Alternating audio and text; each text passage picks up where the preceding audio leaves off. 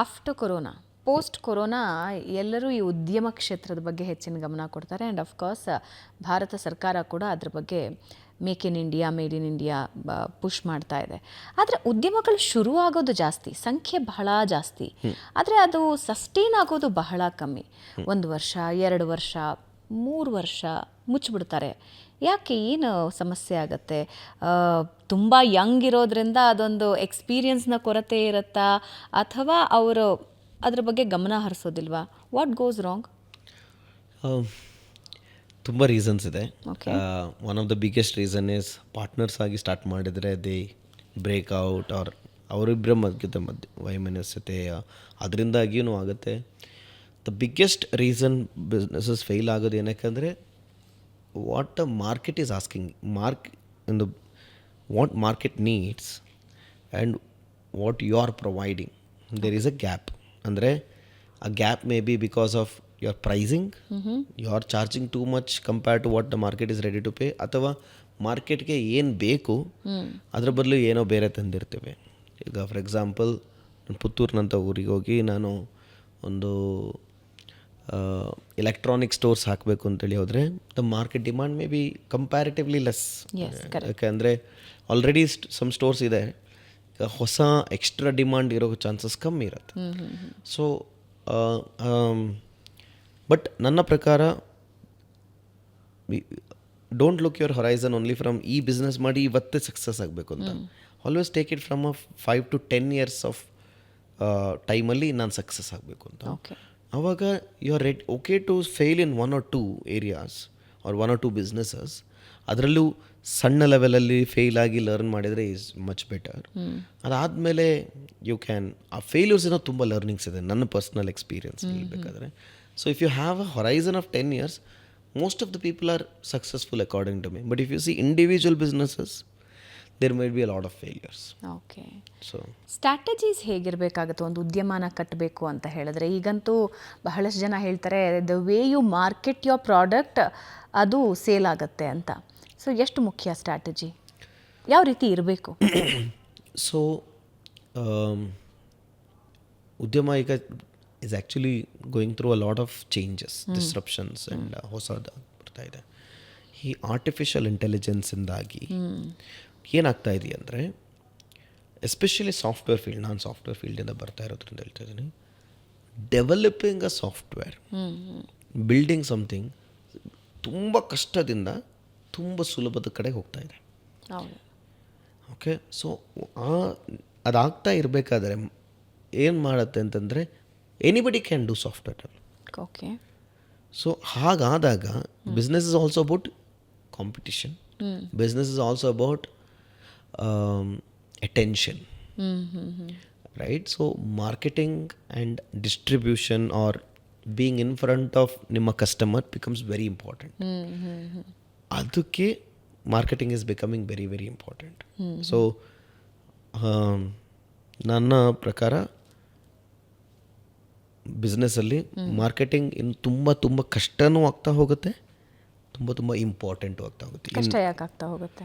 ಯಾಕೆಂದರೆ ಇವತ್ತು ನಾನು ಮಾಡಿರೋ ಮಾರ್ಕೆಟಿಂಗ್ ಸ್ಟ್ರಾಟಜಿ ನಾಳೆ ಎಲ್ಲ ಕಾಂಪಿಟೇಟರ್ಸ್ ಕಾಪಿ ಮಾಡ್ತಾರೆ. ಓಕೆ.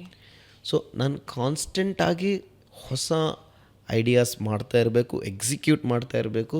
ಅದನ್ನ ಬೇರೆಯವ್ರು ಕಾಪಿ ಮಾಡ್ತಾ ಇರ್ತಾರೆ, ನಾನು ಹೊಸದನ್ನು ಟ್ರೈ ಮಾಡ್ತಾ ಇರಬೇಕು. So that is wear.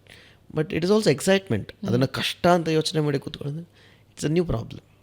ಆ ಮೈಂಡ್ಸೆಟ್ಟಲ್ಲಿ ಬಂದರೆ you will be able to win. Okay.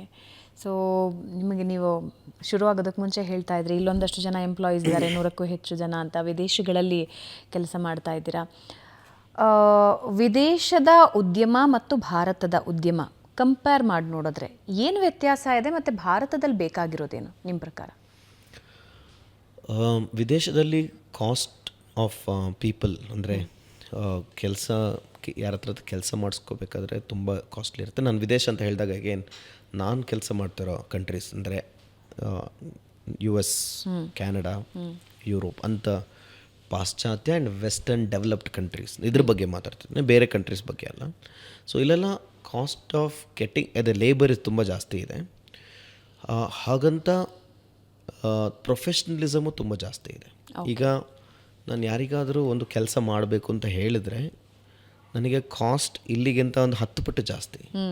But ನಾನು ಒಮ್ಮೆ ಹೇಳಿ ದುಡ್ಡು ಕೊಟ್ಟರೆ ಕೆಲಸ ಆಗುತ್ತೆ. ಓಕೆ. ಸೊ ಅದರಲ್ಲಿ ಒಂದು ಏನಾಗುತ್ತೆ ಅಂದರೆ ಟ್ರಸ್ಟ್ ಬಿಲ್ಡ್ ಆಗುತ್ತೆ. ನನಗೆ ಲಾಂಗ್ ಟರ್ಮ್ ಥಿಂಕಿಂಗ್ ಮಾಡೋಕ್ಕಾಗತ್ತೆ. ನಾನು ಇವತ್ತು ಕೂತ್ಕೊಂಡು ಇವತ್ತು ಯಾರಿಗೋ ಒಂದು ಇಲ್ಲಿ ಕೆಲಸ ಕೊಟ್ಟು ಅವ್ರನ್ನ ಸೂಪರ್ವೈಸ್ ಮಾಡಬೇಕಾಗಿಲ್ಲ.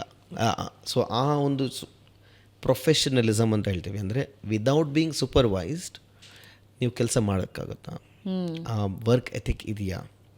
ಅದು ಇಂಡಿಯಾದಲ್ಲಿ ಇಂಪ್ರೂವ್ಮೆಂಟ್ ಇದೆ, ಬಟ್ ಪಾಶ್ಚಾತ್ಯ ದೇಶದಲ್ಲಿ ತುಂಬ ಕಲಿಯೋದಿದೆ ನಮಗೆ. ಅದು ಇಂಪ್ರೂವ್ಮೆಂಟ್ ಆದರೆ ತುಂಬ ಇಂಡಿಯಾಗೆ ತುಂಬ ಅಪಾರ್ಚುನಿಟೀಸ್ ಬರುತ್ತೆ ನನ್ನ ಪ್ರಕಾರ. ಓಕೆ. ಒಬ್ಬ ಉದ್ಯಮಿಯಾಗಿ ನೀವು ಕೊಡೋ 5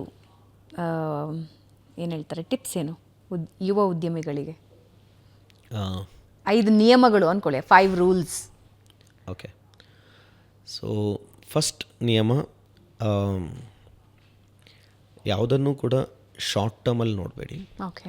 ಅಟ್ಲೀಸ್ಟ್ 5 ಅಥವಾ 10 ವರ್ಷದ ಹೊರೈಸನ್ ಅಂತೀವಿ, ಅಥವಾ ಆ ಪಾಯಿಂಟ್ ಆಫ್ ವ್ಯೂಯಿಂದ ನೋಡಿ. ಯಾಕಂದರೆ ಅಷ್ಟು ಲಾಂಗ್ ಟರ್ಮ್ ನೋಡಿದಾಗ ಇವತ್ತು ಮಾಡುವ ಮಿಸ್ಟೇಕ್ಸ್ ನಾಳೆಗೆ ತುಂಬ ಹೆಲ್ಪ್ಫುಲ್ ಆಗಿರುತ್ತೆ. ಇಲ್ಲಾಂದರೆ ಇವತ್ತು ಮಾಡಿದ ಮಿಸ್ಟೇಕ್ಸನ್ನು ನಾಳೆ ಫೇಲ್ಯೂರ್ ಅಂತ ಯೋಚನೆ ಮಾಡ್ತೀವಿ. ಅದರ್ವೈಸ್ ಎರಡನೇದು, ಯಾವುದೇ ಉದ್ಯಮ ಸ್ಟಾರ್ಟ್ ಮಾಡೋದಿದ್ರೆ try to see if you have passion in that. ಯಾಕೆಂದರೆ ಅದು ಇದ್ದರೆ ಕೆಲವೊಂದು ಸಲ ಆ ಬಿಸ್ನೆಸ್ ಯಾವ ಮಟ್ಟಿಗೆ ನೆಗೆಟಿವ್ ಆಗಿ ಹೋಗುತ್ತೆ ಅಂತ ಹೇಳಿದರೆ ಯು ಕಾಂಟ್ ಇವನ್ ಇಮ್ಯಾಜಿನ್. ಆ ಪ್ಯಾಷನ್ ಇದ್ದಾಗ ನಮಗೆ ಇರ್ಯಾಷನಾಲಿಟಿಯಿಂದನೂ ಕಂಟಿನ್ಯೂ ಮಾಡಬೇಕು ಅಂತ ಅನಿಸುತ್ತೆ. ವೆನ್ ಯು ಕಂಟಿನ್ಯೂ ಇನ್ಸ್ ವೆನ್ ಯು ಫ್ಲರಿಶ್. ಸೊ ಅದು ಎರಡನೇದು. ಥರ್ಡ್ ಒನ್, ನನ್ನ ಪರ್ಸ್ನಲ್ ಎಕ್ಸ್ಪೀರಿಯನ್ಸ್, ಪಾರ್ಟ್ನರ್ಶಿಪ್ ಮಾಡಬೇಕು ಅಂತಾದರೆ ಆಲ್ವೇಸ್ ಎಸಂಪ್ಷನ್ಸ್ ಮತ್ತು ಏನೇ ಇದ್ದರೂ ಆದಷ್ಟು ಮೊದಲೇ ಬತ್ಕೊಂಬಿಡಿ. ಎಷ್ಟು ಇನ್ಫಾರ್ಮೇಷನ್ನ ಮೊದಲೇ ನೀವು ಕ್ಲಾರಿಫೈ ಮಾಡ್ತೀರಾ ಇನ್ ಬಿಟ್ವೀನ್, ಅಥವಾ ಏನೇ ಪ್ರಾಬ್ಲಮ್ ಆದರೆ ಹೇಗೆ ಸಾಲ್ವ್ ಮಾಡೋದು, ಏನು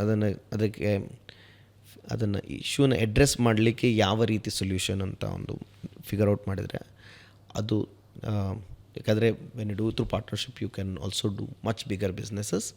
ಆದರೆ you have to fix for this.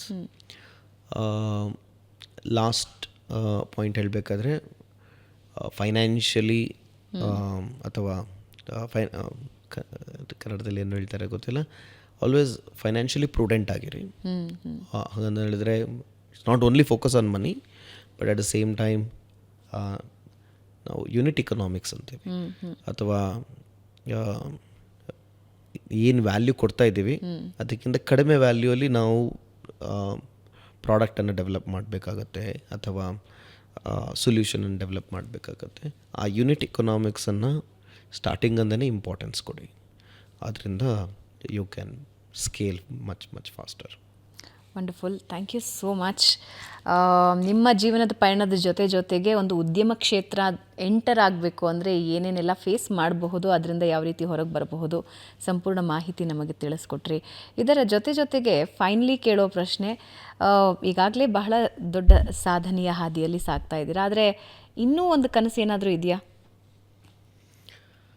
ನಮ್ಮ ಕರ್ನಾಟಕಕ್ಕೆ ಬಂದು ಏನಾದರೂ ಒಂದು ಮಾಡಬೇಕು ಅಂತ ಇದೆ, ಓಕೆ, ನಮ್ಮ ಇಂಡಿಯಾಗೋಸ್ಕರ. ಇದರಲ್ಲಿ ಈಗ ನಾನು ಮೇನ್ಲಿ ಮಾಡಿರೋದು ಸಾಲ್ವ್ ಕಸ್ಟಮರ್ಸ್ ಪ್ರಾಬ್ಲಮ್. ಅದರಿಂದಾಗಿ ನಾನು ವಿದೇಶಕ್ಕೆ ಹೋಗಬೇಕಾಗಿ ಬಂತು. ಒಂದು ಸಲ ತುಂಬ ದೊಡ್ಡದಾಗಿ ಎಲ್ಲ ಆದಮೇಲೆ ಆಬ್ವಿಯಸ್ಲಿ ನನ್ನ ಪಾಯಿಂಟ್ ಆಫ್ ವ್ಯೂ ಜನರಿಗೆ ಏನು ಮಾಡಬಹುದು ಮತ್ತು ನಮ್ಮ ಜನಗಳಿಗೆ ಏನು ಮಾಡ್ಬೋದು ಅಂತ. ಸೊ ಆ ಥಾಟಲ್ಲಿ ತುಂಬ ಥಾಟ್ಸ್ ರನ್ನಿಂಗ್ ಇದೆ, but nothing is concrete yet, but maybe soon. Thank you so much Subrahmanya ಅವರೇ. ಖಂಡಿತ, ಥ್ಯಾಂಕ್ ಯು ಸೋ ಮಚ್.